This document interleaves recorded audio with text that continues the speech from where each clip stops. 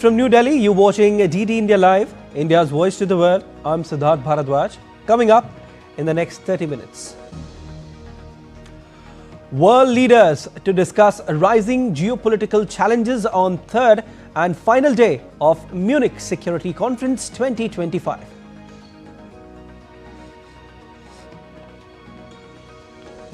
US Secretary of State Marco Rubio to meet Israeli Prime Minister Benjamin Netanyahu in Jerusalem.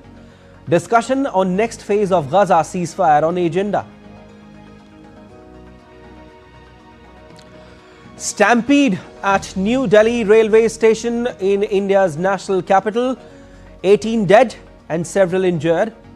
Probe ordered.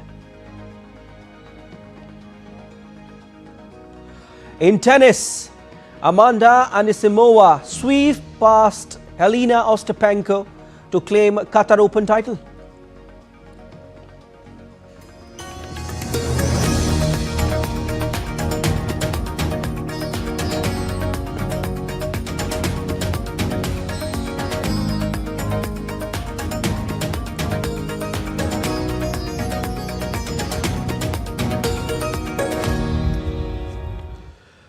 The 8th Indian Ocean Conference is being organized by India Foundation in association with Ministry of Foreign Affairs of Oman on February 16-17 in Oman's Muscat. The theme for this year of the conference is Voyages to New Horizons of Maritime Partnership.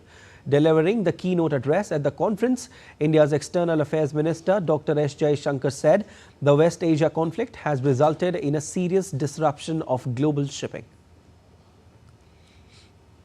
In the Middle East or West Asia, there is a serious conflict underway with the potential for further escalation and complication.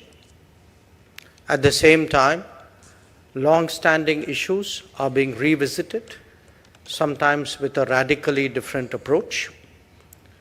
Its maritime consequence is visible in a serious disruption of global shipping with considerable cost to all our countries. Highlighting deeper tensions witnessed in the Indo-Pacific, EAM Jaishankar stated that the scenario is intrinsically maritime in nature. The Indo-Pacific has been witnessing deeper tensions and sharper contestations.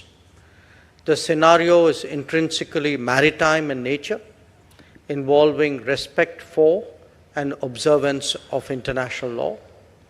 There are other concerns, some related, some autonomous. Stronger assertions of interest is one issue, concerns about unilateral changes to the status quo another.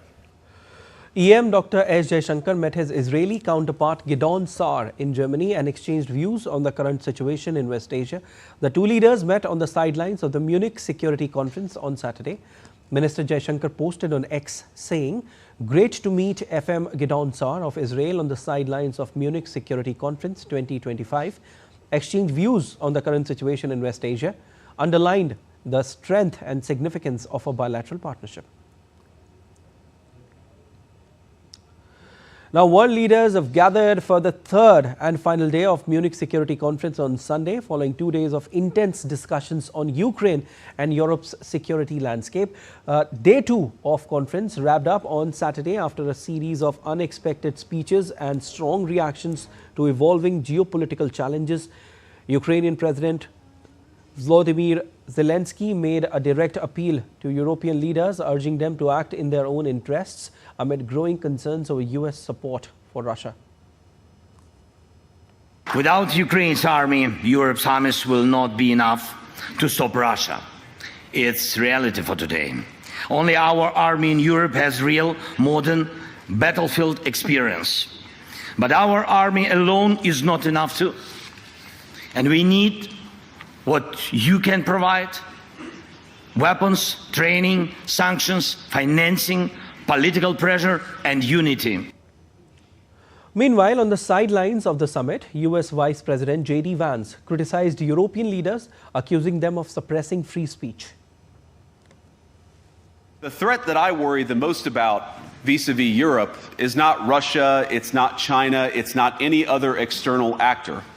And what I worry about is the threat from within, the retreat of Europe from some of its most fundamental values, values shared with the United States of America. In Britain and across Europe, free speech, I fear, is in retreat.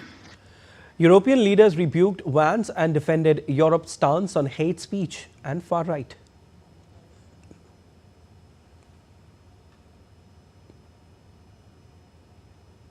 If outsiders intervene in our democracy, in our elections, and in the democratic formation of opinion in favor of this party, that's just not done, certainly not amongst friends and allies. We resolutely reject this. Separately, Ukrainian President Zelensky met Swedish PM and Finnish President at a Munich security conference. And Stubb pledged continuous support for Ukraine ahead of peace talks with Russia, emphasizing the need for political, financial and military aid. Zelensky stressed Ukraine's need for the security guarantees.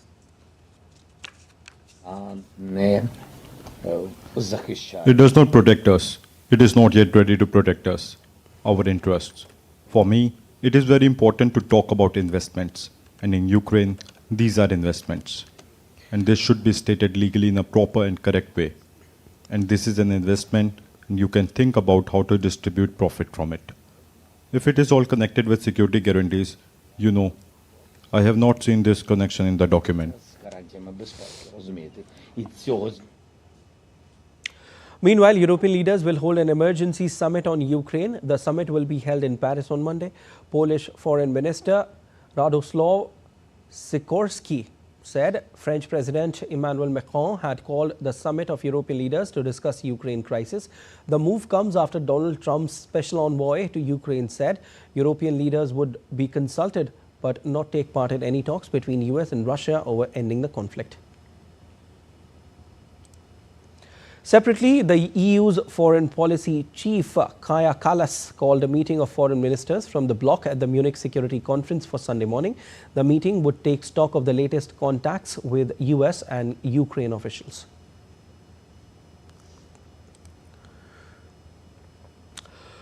Meanwhile, UK Prime Minister Keir Starmer will be discussing European leaders' views with US President Trump during his visit to the White House. A follow-up meeting with European leaders and Zelensky is also expected afterward.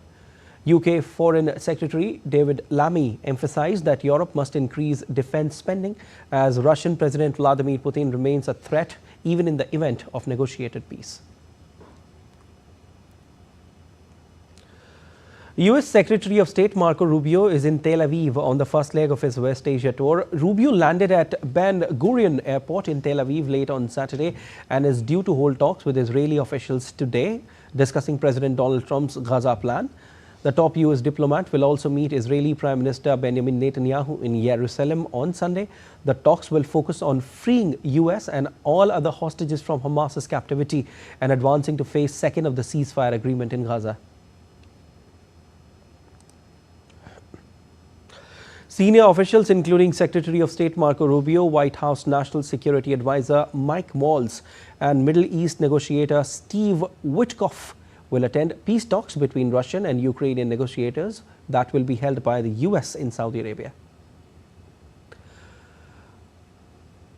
Russian Foreign Minister Sergei Lavrov and US Secretary of State Marco Rubio discussed the situation in Ukraine on Saturday, as well as the removal of unilateral barriers set by previous US administration. Rubio reaffirmed the US commitment to ending the conflict in a call with Russian counterpart Sergei Lavrov. Rubio's visit to Saudi Arabia is part of his West Asia tour, which began with his arrival in Israel. The talks in Saudi Arabia aim to arrange a meeting between Trump, Putin and Zelensky to secure peace in Ukraine. This development follows Trump's conversation with Putin, where they agreed to start ceasefire talks. Israeli Prime Minister Benjamin Netanyahu thanked US President Donald Trump on Saturday for his full support in Gaza following the completion of 6th hostage prisoner exchange. Netanyahu's office in a statement said that the Israeli PM appreciates President Trump's full support for Israel's decisions regarding the Gaza Strip and future developments. The statement further said that President Trump's firm stance led to the release of 3 of hostages on Saturday, despite Hamas previously refusing to release them. The statement came after Trump posted on social media that Israel should choose how to respond to the successful conclusion of the latest swap. Hamas on Saturday freed 3 Israeli hostages held in Gaza in exchange of 369 Palestinian prisoners in the 6th swap of nearly month-old ceasefire. As negotiations for the second phase of the Gaza ceasefire begin, families of Israeli hostages are urging Prime Minister Benjamin Netanyahu to prioritize the release of those still held captive before advancing the ceasefire agreement. The second phase of the ceasefire aims to facilitate negotiations for the return of remaining living hostages among 251 taken on October 7th. So far, 19 Israeli and 5 Thai hostages have been freed as part of the agreement. However, 73 hostages remain in captivity, with Israeli authorities declaring around half of them dead in absentia. Yair, Sasha, and Sagi, welcome home. Our hearts are bursting with joy for your return. The entire nation embraces you and your families and your loved ones. We are so sorry it took this long to bring you home. 73 hostages are still being tortured, suffering in agony in the hell that is Gaza. In just 2 days, they will mark 500 days of captivity. Israel's defense ministry said on Sunday that a shipment of heavy US-made bombs arrived in Israel overnight.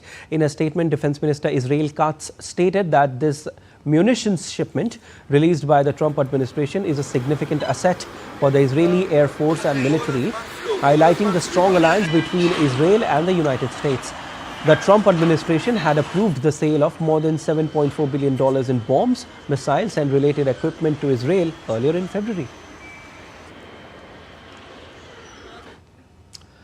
Tens of thousands of students have descended on the town of Kragujevac in central Serbia. The protest, which erupted in the wake of the tragic collapse at a newly renovated railway station on November 1st, is being fueled by widespread anger and frustration over the loss of 15 lives. This outpouring of public dissent marks a turning point in the protests that began 3 months ago. The situation remains volatile, with protesters demanding concrete actions. The demonstrations have grown into biggest threat yet to President Vucic's decade-long grip on power. In these tense situations, the president of Serbia, Vucic, said the protesters' goal was to bring down Serbia, adding that they were backed by unspecified Western countries. Vlast, bilo čiju. Nismo se mi ovdje skupili. But the goal of those outside who organized all against Serbia is not to overthrow Vucic and install someone else. The goal is to bring down Serbia. The goal is to bring down Serbia because they don't want Serbia to be economically prosperous. They want Serbia to be weak in the region. They don't want Serbia to be capable and allowed to help Republic of Srpska. They want a Serbia that will kneel and apologize for the crimes committed against its own people. Zato što znamo. Updates on Congo crisis now. Chaotic scenes unfolded in the eastern Congo city of Bukavu on Saturday after M23 rebels reached its outskirts. Panic swept through the city as residents and soldiers fled by the thousands, scrambling to escape the looming advance of Rwanda-backed rebels. The morning after M23 fighters entered the outskirts of Bukavu, some streets were flooded by residents attempting to leave and looters filling flour sacks with what they could find. Meanwhile, Congolese Prime Minister Judith Suminwa on Saturday demanded the withdrawal of Rwandan troops from Congolese territory. Talking to Reuters news agency, Suminwa said Congo is an independent country and we must protect the integrity of our territory. Let's take a look at other stories making news around the world. Venezuelan President Nicolas Maduro presented a constitutional reform proposal to National Assembly. Maduro, who began a third six-year term on January 10th, said in a speech in a parliamentary chamber that these reforms seek to rebuild and expand democracy in the country. Several dozen of migrants who have been occupying Paris's Gaîté Lyrique theatre since early December staged a demonstration against the authorities. This comes after the Paris Administrative Court ordered their evacuation from the theatre within a month. Torrential rain triggered flash floods across parts of the southern U.S. states of Kentucky and Tennessee. The National Weather Service has also issued flash flood warnings for large swathes of central and southern Kentucky. And still to come on this edition of DD Live,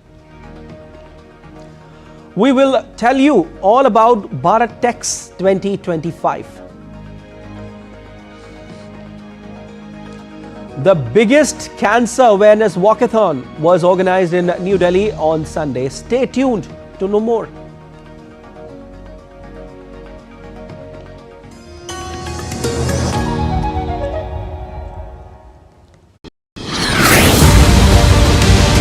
Aero India, state of the art, we forge our relationship beyond buyer and seller relationship. Most important, the joint action plan signed by Prime Minister Meloni and Prime Minister Modi, which has specific focus on defense, collaboration and cooperation. Aero India, runway to billion opportunities, also provides a stage to forge international alliances to fast-track India's indigenization process in the defense sector.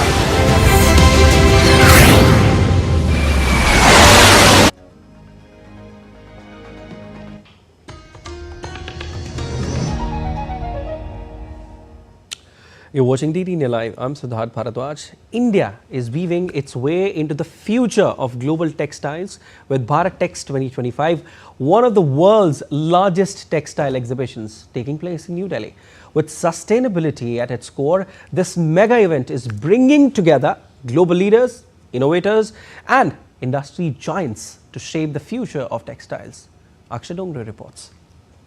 From raw materials to high-end fashion, Bharat Tex 2025 is a grand showcase of India's textile industry. But beyond business, the central focus here is sustainability, reshaping the global textile trade with eco-friendly innovations and responsible sourcing.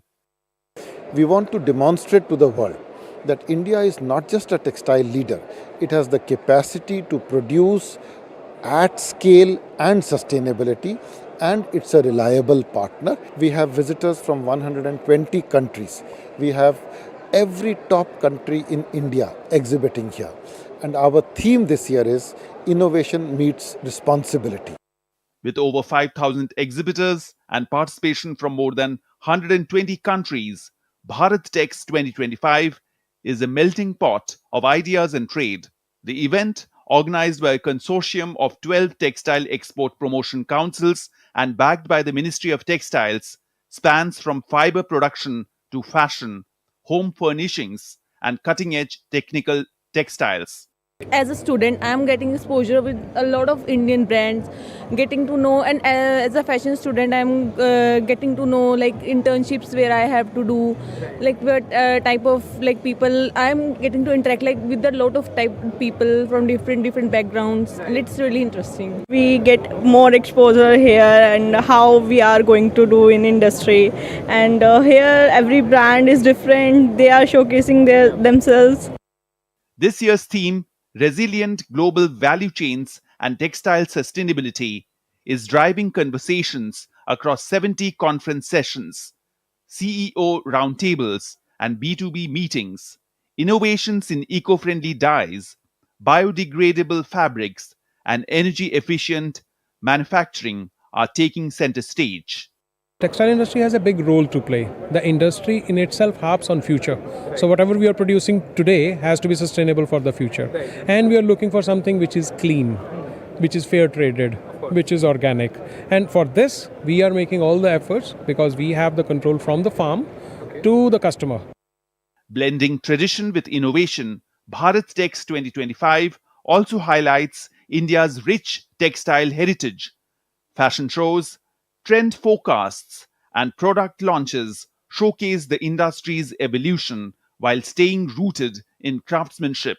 As the world moves towards responsible fashion and sustainable textiles, Bharat Tex 2025 is proving that India is not just keeping up but leading the way. Akshay Dongre's report for DD India. A stampede-like situation broke out at the New Delhi railway station late on Saturday, causing multiple deaths and injuries. The incident claimed the lives of at least 18 people, several injured. The incident occurred around 10 p.m. IST as thousands of passengers gathered to board their trains. It is not yet clear what triggered the stampede. A high-level inquiry into the incident has been ordered by the Railway Ministry.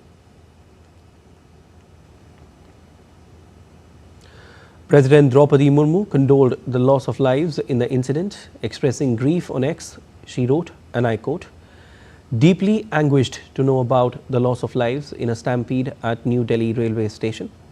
I extend my heartfelt condolences to the bereaved families and pray for speedy recovery of those injured." Unquote.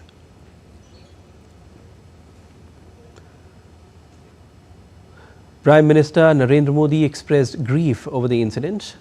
Posting on X, he wrote, and I quote, "Distressed by the stampede at New Delhi railway station, my thoughts are with all those who have lost their loved ones. I pray that the injured have a speedy recovery. The authorities are assisting all those who have been affected by this stampede." Unquote. Time now for sports, and Amanda Anisimova clinched the first WTA 1000 title of her career with a 6-4, 6-3 victory over Helena Ostapenko in a rain-interrupted Qatar Open 2025 final on Saturday. Anisimova is the lowest-ranked champion in tournament history and the first American to triumph in Doha since Monica lifted the trophy in 2002. Meanwhile, Ostapenko was coming off a resounding victory over three-time champion Iga Swiatek in the previous round, but Anisimova showcased incredible ball striking and precision to clinch the title this time. The rain also suspended play for some time. However, once the match resumed, Anisimova broke serve and kept up her all-out attack strategy to wrap up the win after 1 hour and 21 minutes. In a thrilling encounter, the Indian women's hockey team defeated England 3-2 in their opening match of the FIH Women's Pro League in Bhubaneswar on Saturday. Vice-captain Navneet Kaur sealed the victory with a decisive late winner. Vaishnavi Vittal, Falke and Deepika Kumari were other scorers. Darcy Bourne and Fiona scored for England. Two of India's goals came from penalty corners, showcasing an improvement in an area that has often been considered as the Achilles heel.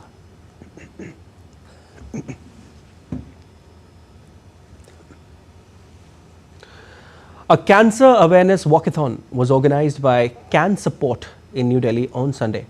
The event included a 3-kilometer walk along with 5-kilometer run held for the first time, where people of all age groups turned out in large numbers to spread awareness about cancer in India. Take a look at the next report.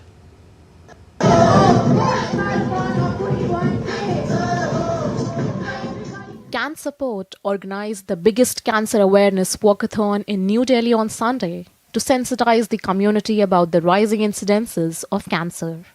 People from all walks of life and different age groups walked at the event to show that they care. Speaking at the event, Honorary Secretary of Can Support Radhika Shapurji said friends and family support is the most essential thing for cancer patients and survivors. We need more love and compassion. Please love your families, your children. They need that. They need the hug. They need the kind words. Those are the healing touches that will be far more, will fight cancer far more than any medicine that can. The event is not only a hallmark at spreading awareness about the early treatment of cancer, but to also remove the stigmas associated with it. The brain behind Walk for Life walkathon, which started in 2008, Jeannie Mulford, who has been a survivor of breast cancer herself, said diagnosing cancer at its earliest stages provides the best chance for a cure. Being a breast cancer survivor myself, I said the very best part was what I've learned. And I learned not to be afraid. And I learned also how strong I could be. Various cancer survivors who have faced the challenging journey of battling cancer and have emerged stronger on the other side were also present at the event. Actually, I'm blessed. I just say thank you, cancer, because I feel that I could change the direction of my life. I started to handhold cancer patients, and that's what has actually kept me going. These individuals carry with them a story of courage, strength, and the unwavering will to live. The resilience, hope, and the determination of these cancer survivors is an inspiration for a million others. They are a living proof that survival is possible even in the most difficult of circumstances. With camera person Naveen, this is Priya Yadav for DD India. That's all for this edition of DD India Live, but let us know your thoughts on the news of the day. For those on the go, you can get all the latest news and updates from India and across the world on DD India mobile app. The app is available on both Android and iOS platforms, and you can scan the QR code on the screen to download now. We'll be back with more news as it breaks here on DD India. I'm Siddharth Bharadwaj from all of us here in Delhi. Thanks for watching DD India Live.